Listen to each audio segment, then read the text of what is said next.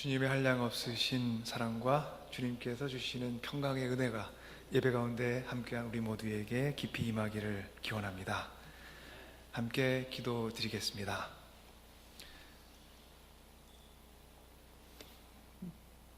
사랑의 주님, 주님께서는 늘 저희 곁에 계셨지만 우리는 다 알지 못했습니다.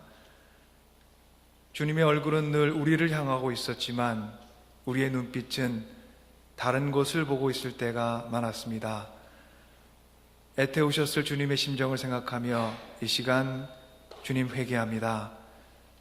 우리의 마음을 돌이켜 주님 우리 곁에 늘 계심을 다시 알게 하시며 세찬 바람이 우리 인생 향해 불 때도 주님의 얼굴과 주님의 눈빛은 우리를 늘 향해 있었음을 잊지 않게 하옵소서. 이 시간 조용히 그리고 정직하게 우리 자신을 돌아보기 원합니다. 우리의 어리석은 욕심과 헛된 욕망이 주님의 은총을 그리고 주님의 사랑을 헛되고 소용없게 만들어 오지는 않았으는지요.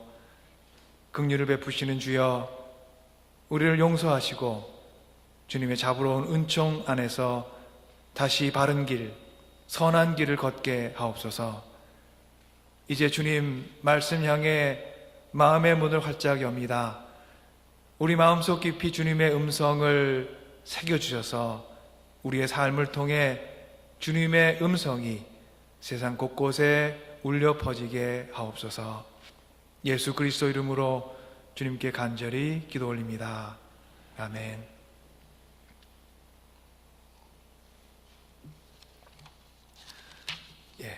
오늘은 종려주일입니다. 그리고 고난주일이라고도 저희가 부릅니다. 제가 맨 처음에 예배 시작에 함께한 것은 예수님께서 예루살렘에 들어서시는 것을 저희가 영적으로 상상을 해보면서 예수님을 맞이하는 군중이 되어보고 또 예수님 곁에 서 있던 제자들이 되어보고 그런 심정으로 오늘의 예배를 맞이하고 드리자, 이제 그런 뜻에서 작게 퍼레이드를 해봤어요. 여기 보시면 이제 종려나무 가지가 있는데 저희가 함께 기억할 것은 오늘 저희가 마련한 종려나무 가지에서 저희가 남은 것을 모아서 말립니다. 그리고 이 모양이 바뀌겠죠. 하루 이틀만 지나도 이렇게 함께 묶여 있으면 조금 더 오래 가지만 하나씩 된 가지는 이틀 사흘이면 이내 말라버립니다. 말라서 비틀어지고 어찌 보면 저희의 삶에 주님을 향한 결단들이 그럴 때가 있습니다. 생기 있게 결단을 했는데 어느 순간 물기가 사라지고 말라 비틀어져서 모양이 흐트러지듯이 제 삶이 그렇게 흐트러질 때가 참 많아요. 이 종려나무 가지를 모아서 저희가 내년에 2019년에 재수요일 때 저희가 회개를 하는 그 재를 만들 때 바로 이 종려나무 가지의 마른 부분을 저희가 사용을 합니다. 올해 2018년에 재예배를 드렸을 때, 수요일 예배를 드렸을 때 사용했던 재가 바로 그것입니다. 2017년 저희가 종려주일 때 함께 했던 나뭇가지들을 잎을 모아서 재로 만들어서 저의 삶이 그렇죠, 마르고 비틀어지지만 다시 한번 저희의 마음을 새롭게 하오니 주여 저희를 도우소서, 저희를 용서하소서 하는 마음으로 제 수요일을 2019년에 맞이하겠죠.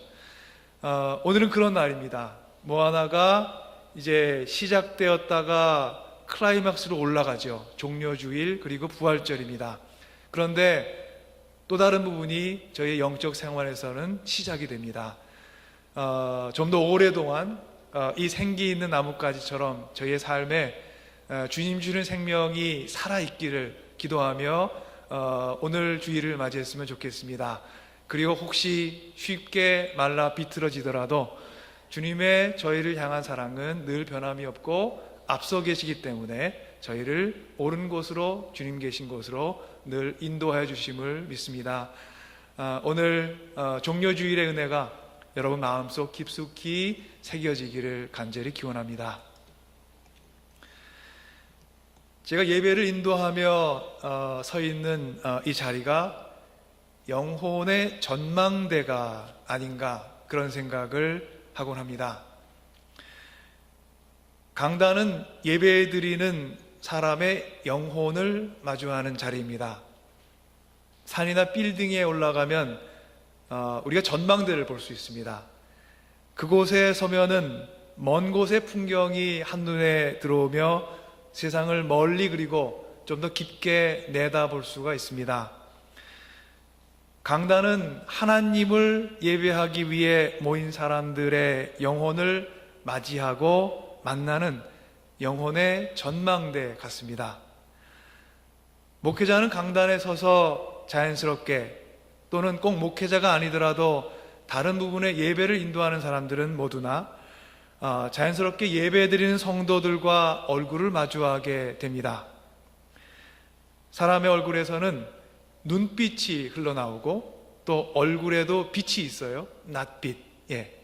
밝은 빛이 나올 때도 있고 좀 더 어두운 빛이 나올 때도 있고 사람의 얼굴에는 눈빛과 낯빛이 흘러나옵니다. 그래서 목회자는 예배 때에 성도들의 눈빛과 낯빛을 마주하게 되는 셈입니다. 여러분, 지금 여러분이 예배드린 얼굴이 궁금하지 않으십니까? 어떤 마음으로, 어떤 표정으로 여러분께서 지금 강단을 향해 짓고 계시는 그 표정이 바로 여러분이 하나님을 예배하는 얼굴이요 표정입니다. 하나님을 향해 여러분은 지금 어떤 표정을 짓고 계십니까? 하나님 앞에 여러분은 어떤 마음을 품고 예배 드리고 계십니까? 그 표정과 바로 그 마음으로 여러분은 설교자인 저를 보고 있는 것이라기보다는 실제로는 제 너머에 계시는 하나님을 마주하고 계신 것입니다. 여러분 마음에 근심이 있다면 근심 어린 얼굴빛으로 하나님을 마주하고 계신 것이고, 두려움이 있다면 두려움이 서린 얼굴로, 기쁨이 있다면 기쁨이 내려앉은 얼굴, 감사함이 있다면 감사의 마음이 깃든 표정으로 하나님을 바라보고 계신 것이겠지요. 출산을 앞두고 있는 엄마가 예배를 드리는 표정은 어떨까요? 태안의 생명을 품고 아이를 마침내 마주할 기쁨을 기다리면서 생명의 신비를 몸으로, 온몸으로 느끼며 하나님을 예배하는 표정은 그 어떤 예배자의 표정보다도 행복과 소망에 잠겨 있습니다. 예전에 목회 현장에서 오랫동안 첫 아이를 기다려왔던 부부가 있었습니다. 마침내 아이를 갖게 되었고, 아이의 태어날 때까지 수개월 동안 예배 드리던 그 아기를 기다리던 엄마의 표정을 제가 지금도 생생하게 기억합니다. 저런 얼굴로 예배를 드리니 참 행복하겠구나. 제가 그때 그런 생각을 여러 번 했습니다. 얼굴에 생명력이 넘쳤습니다. 행복에 잠긴 얼굴은 주위 사람을 또한 행복하게 만드는 힘이 있는 것 같습니다. 태아를 품고 있는 엄마의 얼굴은 더없이 행복한 얼굴입니다. 그 표정이 주위를 밝게 만들었습니다. 생명을 품고 생명을 또한 기대하고 기다리고, 그래서 하나님을 예배하는 그 모습으로부터 깊은 은혜가 흘러나와서 그 생명 주위마저도 밝아지게 만들었던 것을 제가 지금도 여전히 기억합니다. 이미 아이 엄마가 되신 분들은 집에 가셔서 혹시 아이를 태중에 갖고 있을 때 사진이 있나 한번 찾아보시기 바랍니다. 아마 있다면 여러분 인생에서 아주 행복한 표정을 그 사진에서 발견하게 될 것 같습니다. 우리의 얼굴은 생명을 마주할 때, 그리고 생명을 소망 가운데 기다릴 때 아름다운 빛을 발합니다. 우리의 영혼은 또한 생명을 품고 살아갈 때 행복해집니다. 우리의 영혼은 생명을 품고 있을 때 그 마음가짐을 정결하게 하고 선한 마음으로 그 영혼을 다스리고자 합니다. 아름다운 것들을 마음에 그리고 너그러운 마음으로 세상과 사람들을 대하고자 합니다. 우리는 이것을 태교라고 부를 때가 있습니다.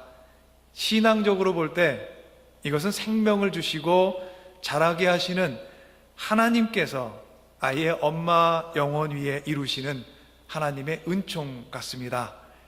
하나님께서는 생명을 품고 자라게 하는 아이 엄마 얼굴에서 하나님께서 주시는 신비로운 생명의 기쁨과 행복이 흘러나오고 피어나게 하시는 것입니다. 그 행복은 우리 안에서 만들어지는 것이 아닙니다. 그것은 나를 찾아서 맞이하는 행복이고 그리고 기쁨입니다. 내가 행복을 취득한 것, earn한 것이 아니라 생명을 빚으시는 하나님께서 우리를 행복으로 이끌어 주시는 것입니다. 내 노력으로 얻은 행복이라기보다는 행복을 주시는 하나님께 마음을 활짝 열고 반응하는 것입니다. 우리의 인생은 하나님의 손길을 강하게 체험할 때 행복해집니다.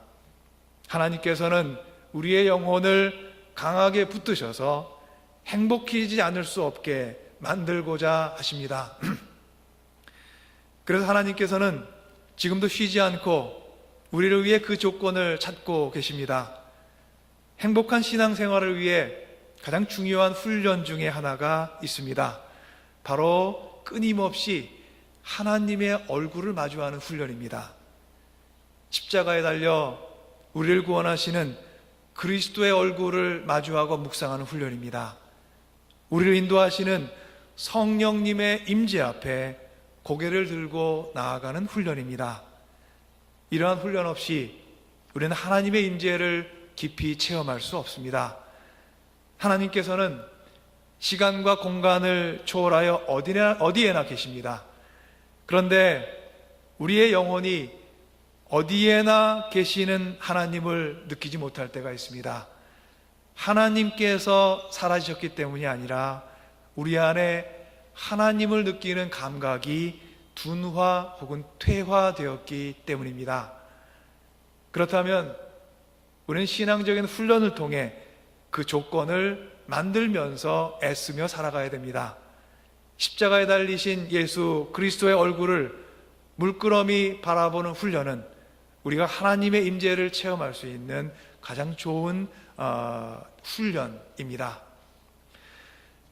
우리말에 보다라는 의미를 가진 표현 중에 응시하다라는 표현이 있습니다. 저희가 사전을 찾아보게 되면 응시하다라는 단어의 그 의미를 한참 눈여겨보다라고 설명을 해놓았습니다. 그냥 대충 지나가듯이 보는 것이 아니라 한참을, 천천히 그리고 부드러운 눈으로 바라보는 것을 응시한다고 표현합니다. 그냥 한참을 보는 것을 다 응시하다 그러지는 않습니다. 째려보듯이 볼 수도 있어요. 부드러운 눈빛으로 지그시 사랑을 갖고 쳐다보는 것을 응시한다라고 저희가 표현을 하죠. 우리 신앙생활 속에서는 언제 어디나 계시는 하나님께서 가끔 없어지시는 것 같습니다. 하나님께서 어디로 가신 것이 아니라 우리가 그 임재를 느낄 수 없는 것이죠. 우리의 퇴화된 영적인 감각을 복원시키기 위해서 그리스도의 얼굴을 응시하는 것, 한참 동안 천천히 바라보는 것은 아주 필수적입니다. 그리스도의 얼굴을 오랜 동안 바라보지 않고서는 그리스도를 알 수 없습니다. 그리스도의 얼굴을 천천히, 가만히, 그리고 부드럽게 응시하지 않고서는 그리스도께서 우리의 영혼을 향해 얼마나 깊은 사랑을 품고 바라보고 계신지를 헤아릴 수가 없습니다. 그 사랑이 얼마나 깊고 그 은혜가 얼마나 다양한 모습으로 우리에게 찾아오고 있는지 알 길이 없습니다. 그리스도와 얼굴과 얼굴을 마주하는 훈련은 우리의 둔화된 영적인 감각을 다시 가동시키는, 리액티베이트 시키는 가장 좋은 영적인 훈련입니다. 준비한 그림이 하나 있습니다. 네덜란드의 화가가 그린 그림인데요, 1620년경으로 그린 것으로 추정이 됩니다. 화가 이름이 헤리트 반 헌토로스라는 네덜란드의 화가입니다. 그림을 보시면서 저 그림이 뭐에 관한 것이겠구나 짐작이 가시는 분 있으세요? 예수님과 예수님의 아버지 요셉. 그래서 그림의 제목이 그리스도의 어린 시절, Childhood of Christ입니다. 그림의 제목이. 예수님이 손에 초를 들고 있습니다. 그 표정을 유익 있게 보시고요, 얼굴을. 그리고 손에 들어있는 촛불, 일하는 아버지를 물끄러미 바라보고 있는 소년 예수님 보이시나요? 그리고 아들이 밝혀주는 촛불 밑에서 일하고 있는 아버지. 평화롭고 따뜻해 보이는 평범한 한 가정의 저녁입니다. 우리는 이 속에서 예수님의 모습, 그리고 예수님의 삶을 응시해보는 그런 연습을 해볼 수가 있습니다. 목수인 아버지를 물끄러미 바라보는 예수님의 얼굴이 밝게 빛나고 있습니다. 예수님께 아마도 어린 시절에 저런 표정이 있을 법합니다. 저런 표정이 있었겠죠. 되게 총명해 보이고요, 똘망똘망하게 눈을 크게 뜨고 아빠를 보고 있어요. 아버지 요셉. 일하는 아버지의 손이 아닌 얼굴을 응시하는 예수님에게서 마치 아버지의 얼굴을 눈에 새겨 넣으려는 그런 이제 마음을 제가 느꼈던 것은 아마도 예수님의 운명을 알고 있기 때문이겠죠. 아마 지금 저 시절에 그런 마음으로 바라볼 것 같지는 않습니다. 그런데 요셉을 떠나, 아버지를 떠나, 어머니를 떠나 하늘 아버지가 가라 하시는 것을 걸어가야 될 험난한 여정을 저희가 알고 있는 바로 우리들의 눈에 예수님은 자신에게 주어진 아버지 요셉과의 시간을 아끼며 순간순간 음미하며 보내려고 하는 듯하게 그렇게 느껴졌습니다. 오늘은 예수님께서 유월절을 맞이하며 예루살렘에 입성하시는 것을 묵상하는 주일입니다. 예루살렘을 향해 가시는 예수님께 종려나무를 흔들며 사람들이 환호했다여 저희는 종려주일이라고 불러왔습니다. 사람들은 환호했습니다. 호산나 복되다, 주님의 이름으로 오시는 이여 복되도다, 다가오는 우리 조상 다윗의 나라여 더없이 높은 곳에서 호산나. 이렇게 환호하며 예수님을 다윗의 나라를 일으켜 세울 메시아로 여기며 사람들은 기뻐했습니다. 그런데 우리는 잠시 여기서 멈추어 서야 합니다. 기쁨과 환호 속에 가려져 있는 예수님의 속 얼굴을, 참된 얼굴을 바라보아야 합니다. 기뻐하는 사람들의 얼굴을 향해 예수님께서 어떤 표정으로 응답하고 계신지를 저희가 잘 살펴보아야 합니다. 순환절 찬송가 중에 134장에 감람산 깊은 밤중에라는 찬양이 있습니다. 저희가 살고 있는 매사추세츠주의 베벌리 출신의, 저희 이곳에서 멀지 않죠, 한 30분 정도 떨어진 도시에 베벌리 출신의 윌리엄 빙엄 태펀이라는 회중교회 목사가 1822년에 출간했던 시집에 수록된 글이었습니다. 그런데 이 글을 1853년에 윌리엄 브래드베리라는 작곡가가 찬송으로 만들어서 저희에게 불려지는 순환절에 저희가 불러 오는 찬송곡입니다. 그 찬양이 가사가 이렇습니다. 첫 번째 절이 이렇습니다. 감람산 깊은 밤중에 별빛은 희미하여라. 주 예수 고민하시며 외로이 기도하시네. 주 홀로 깊은 밤중에 고민에 쌓여 계시니 그 사랑받던 제자도 스승의 괴로움 모르네. 한밤중 피땀 흘리며 인간의 죄를 지신 주 무릎을 꿇고 애쓸 때 성부는 힘을 주시네. 한밤중 하늘로부터 천사의 노래 들리니 인간은 듣지 못하나 주 예수 위로 받도다. 이 아름다운 가사를 갖고 있는 찬송, 그 가사를 천천히 음미해 보면 십자가의 길을 앞두고 깊은 고뇌에 잠기셨던 예수님의 표정을 우리가 떠올려 볼 수가 있습니다. 깊은 밤중에 고민하시며 외로이 기도하시는 예수님, 스승의 괴로움을 모르는 제자들로 인해서 더욱더 외로워 보이는 예수님, 무릎 꿇고 피땀 흘려 기도하며 십자가의 길을 걷기 위한 용기와 힘을 구하는 예수님, 인간은 듣지 못하지만 천상으로부터 들려오는 하늘의 위로를 얻으시는 예수님, 이 어둡고 그 외로운 마음을 거쳐서 예수님은 사람들의 환호가 기다리고 있는 예루살렘으로 들어서셨습니다. 사람들의 환호 속을 지나가시는 예수님의 얼굴에는 고뇌가 담겨 있으리라, 이렇게 짐작하는 것은 그리 어려운 일이 아닙니다. 나귀를 타고 입성하시는 예수님의 모습은 겟세마네 동산에서 밤새워 기도하시던 그 모습과 연장선 위에 있습니다. 나귀 위에 앉으신 예수님의 얼굴에는 그 걸어가실 험난한 여정이 기록되어 있는 것 같습니다. 다가오는 제자들의 배신, 고문, 십자가 처형, 그리고 죽음에 이르는 험난한 여정을 마음속으로 헤아리고 계시는 그 표정, 저희가 상상해 볼 수가 있습니다. 또 하나의 사진이 있습니다. 지금의 사진은 저희가 함께 작년 종료주일에 보았던 사진의 일부입니다.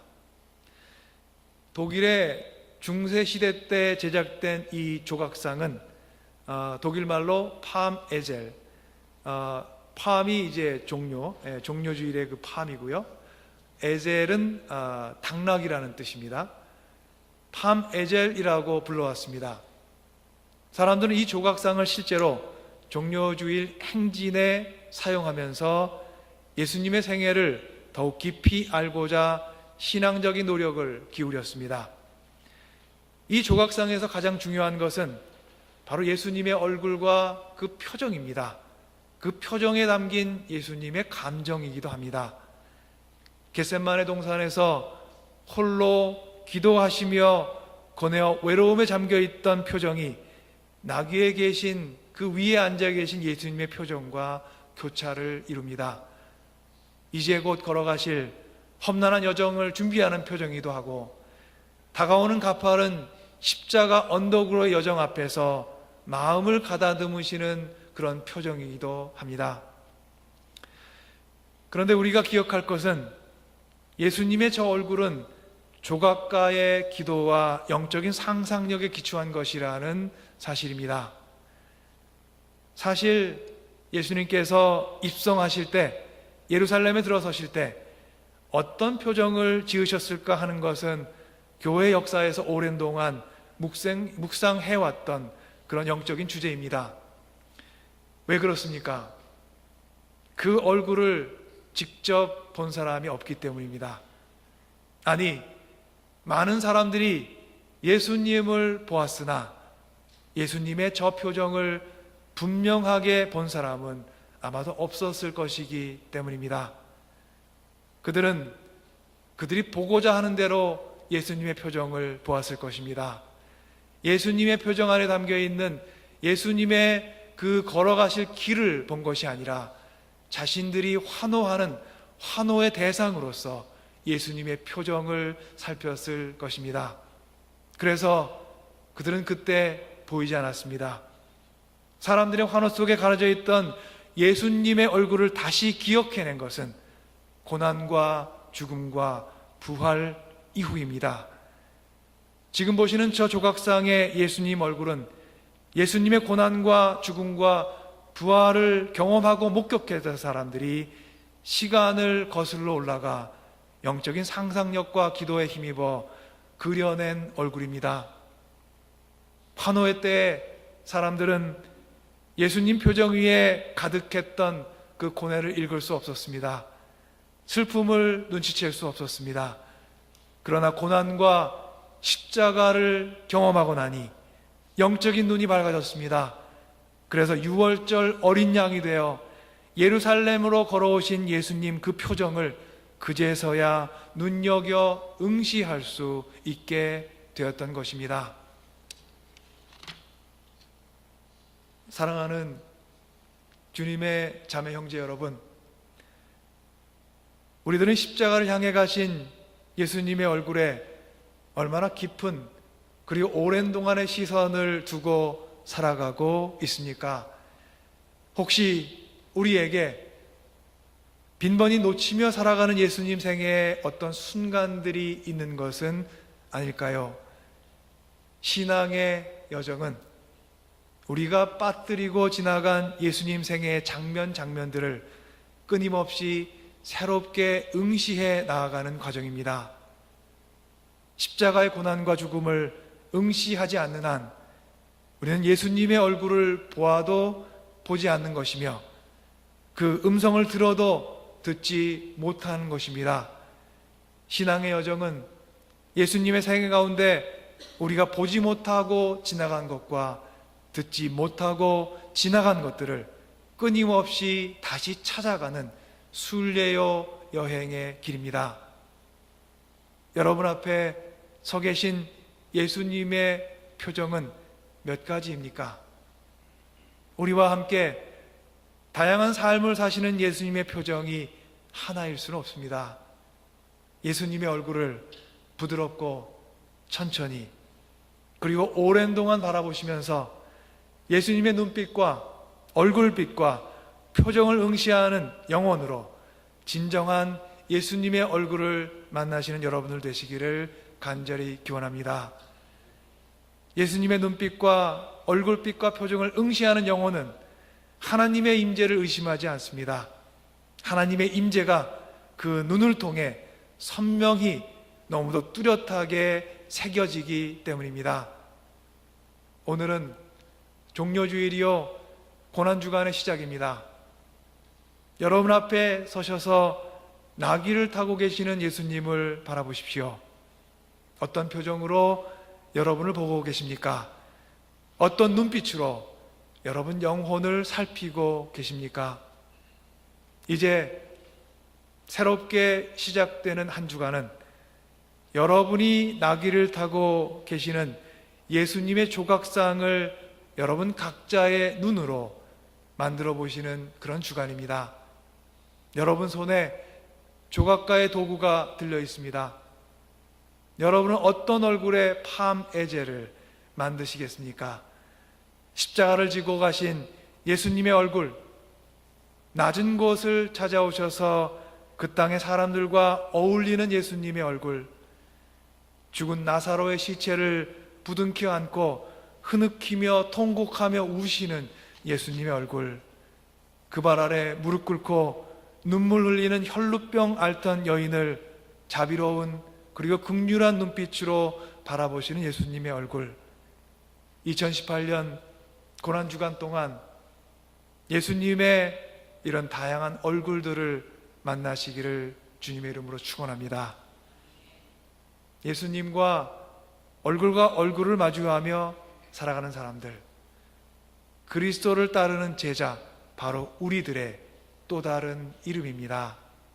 주님의 은총이 여러분의 고난주간의 순례길에 깊이 임하시기를 간절히 축원합니다. 함께 기도하겠습니다.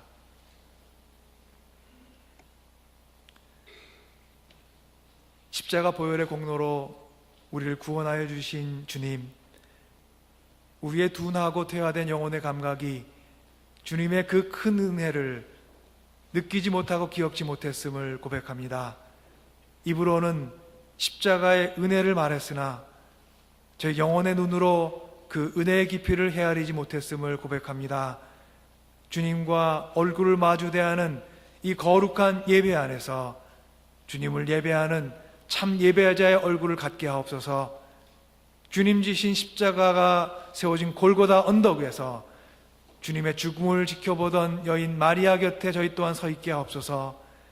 피 흘리는 주님을 바라보며 그 눈으로 고통에 신음하는 주님의 음성을 들었던 바로 그 귀로 주님의 고난과 죽음 앞에서 통회하며 울었던 베드로의 그 입으로 주님을 예배하게 하옵소서. 예수 그리스도의 이름으로 간절히 주님께 기도 올리옵나이다. 아멘.